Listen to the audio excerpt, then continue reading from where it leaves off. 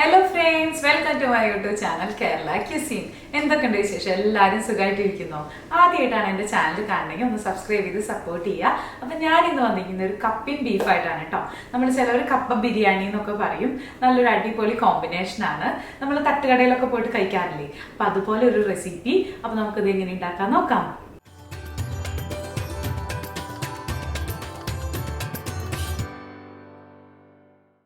അപ്പോൾ ഇതൊക്കെയാണ് നമുക്ക് കപ്പ ബിരിയാണി ഉണ്ടാക്കാൻ വേണ്ട ഇൻഗ്രീഡിയൻസിൻ്റെ ലിസ്റ്റൊക്കെ ഞാൻ ഡിസ്ക്രിപ്ഷൻ ബോക്സിൽ കൊടുത്തിട്ടുണ്ട് കേട്ടോ.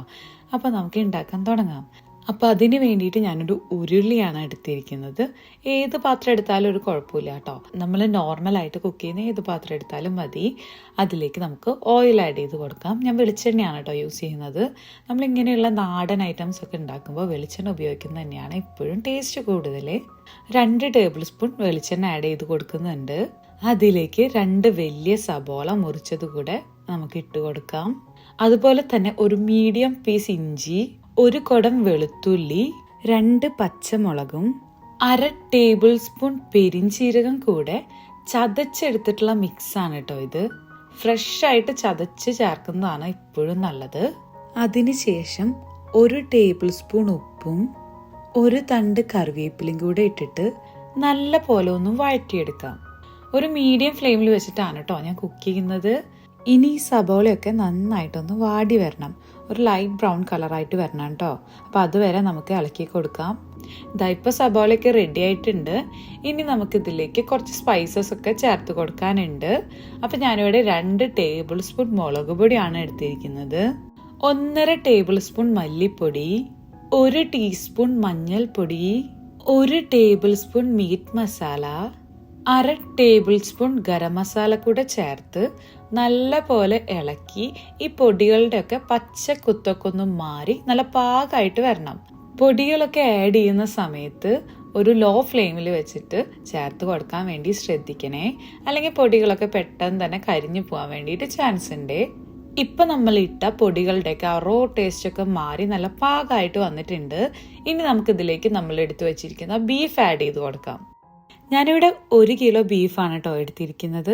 ബീഫ് എടുക്കുമ്പോൾ എപ്പോഴും നല്ല നെയ്യുള്ള അതുപോലെ തന്നെ എല്ലുള്ള ബീഫ് കിട്ടുകയാണെങ്കിൽ അത് എടുക്കുകയാണ് കേട്ടോ എപ്പോഴും ടേസ്റ്റ് കൂടുതൽ. ഇപ്പം എനിക്കിവിടെ എല്ലില്ലാത്ത ബീഫാണ് കിട്ടിയത്, അതുകൊണ്ടാണ് കേട്ടോ ഇതെടുത്തത്. അപ്പോൾ എല്ലുള്ളത് കിട്ടുകയാണെങ്കിൽ അത് തന്നെ എടുക്കാൻ വേണ്ടി ശ്രദ്ധിക്കണേ. ഈ ബീഫും മസാലയും എല്ലാം കൂടെ നന്നായിട്ടൊന്ന് മിക്സായിട്ട് വരണം. അതിനുശേഷം നമുക്ക് ബീഫ് കുക്ക് ചെയ്തിട്ട് എടുക്കണം കേട്ടോ. അപ്പോൾ ഒന്നില്ലെങ്കിൽ നമുക്ക് ഇതിലേക്ക് വെള്ളം ആഡ് ചെയ്തിട്ട് ഈ ഉരുളിയിൽ തന്നെ വെച്ചിട്ട് വേവിച്ചെടുക്കാവുന്നതാണ്. അല്ലെങ്കിൽ നമുക്ക് ഇതിൽ നിന്ന് കുക്കറിലേക്ക് മാറ്റിയിട്ട് കുക്ക് ചെയ്തിട്ട് എടുക്കാം. അപ്പോൾ ഞാനിത് കുക്കറിലേക്ക് മാറ്റി കൊടുക്കുകയാണ്. ഇനി നമ്മൾ ഉരുളിയിൽ തന്നെ വെച്ചിട്ട് വേവിച്ചെടുക്കുകയാണെങ്കിൽ ഇതൊരു 1 അവറിൻ്റെ ഉള്ളിലൊക്കെ വെന്ത് വരും. അത് ഓരോ ബീഫിൻ്റെ വേവ് അനുസരിച്ചിട്ടും കുറച്ച് വ്യത്യാസങ്ങളൊക്കെ വരുന്നതായിരിക്കും. അപ്പം ഞാൻ ബീഫെല്ലാം കുക്കറിലേക്ക് മാറ്റി കൊടുത്തിട്ടുണ്ട്. ഇനി ഇതിലേക്ക് ഒരു 2 ടേബിൾ സ്പൂൺ വെള്ളം ഒഴിച്ചു കൊടുക്കുന്നുണ്ട്. ശരിക്കും വെള്ളം ഒഴിച്ചു കൊടുക്കേണ്ട ആവശ്യമൊന്നുമില്ല. നമ്മുടെ ബീഫിൽ നിന്ന് തന്നെ നന്നായിട്ട് തന്നെ വെള്ളം ഇറങ്ങും. എന്നാലും ചിലപ്പോൾ പേടിയുണ്ടാവും ഇനി കരിഞ്ഞാലോ എന്ന് വെച്ചിട്ട്. അപ്പോൾ നമുക്ക് 2 ടേബിൾ സ്പൂൺ ഇതിലേക്ക് വെള്ളം ഒഴിച്ചു കൊടുക്കാം. അതിനുശേഷം ഇത് മൂടി വെച്ചിട്ട് ഇവിടുത്തെ ബീഫ് ഒരു 3 വിസലിലൊക്കെ വെന്ത് വരാറുണ്ട്. അപ്പോൾ ഓരോ സ്ഥലത്ത് കിട്ടുന്ന ബീഫിൻ്റെ വെവ് അനുസരിച്ചിട്ട് മാറ്റം ഉണ്ടായിരിക്കും. അപ്പോൾ അതനുസരിച്ചിട്ട് കുക്ക് ചെയ്തെടുക്കുക കേട്ടോ.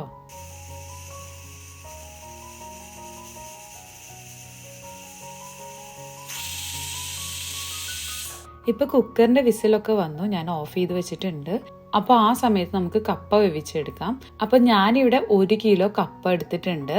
ഈ കപ്പ മുങ്ങിക്കെടുക്കുന്ന അത്ര വെള്ളവും ഒഴിച്ചിട്ട് അതിലേക്ക് 1/2 ടേബിൾ സ്പൂൺ ഉപ്പും 1 ടീസ്പൂൺ മഞ്ഞൾപ്പൊടി ഇട്ടിട്ട് ഒന്ന് ഇളക്കി കൊടുത്തിട്ട് നമുക്ക് ഈ കപ്പ വേവിച്ചെടുക്കാം. കപ്പ എപ്പോഴും ഇങ്ങനെ നമ്മൾ വേവിച്ചെടുത്തിട്ട് ഈ വെള്ളം ഊറ്റിക്കളഞ്ഞിട്ട് യൂസ് ചെയ്യുന്നതാണ് ഹെൽത്തിന് നല്ലതെന്നാണ് കേട്ടോ പറഞ്ഞു കേട്ടിരിക്കുന്നത്. അതുകൊണ്ട് ഞാനെപ്പോഴും കപ്പ ഉണ്ടാക്കുമ്പോൾ ഇങ്ങനെയാണ് ചെയ്യാറ്. അപ്പോൾ നമുക്ക് കപ്പയൊക്കെ മൂടി വെച്ചിട്ടൊന്ന് വേവിച്ചെടുക്കാം. ഇപ്പം കപ്പയൊക്കെ നന്നായിട്ട് തിളച്ച് ഒരു 15 മിനിറ്റ് ആയിട്ടുണ്ട് കേട്ടോ.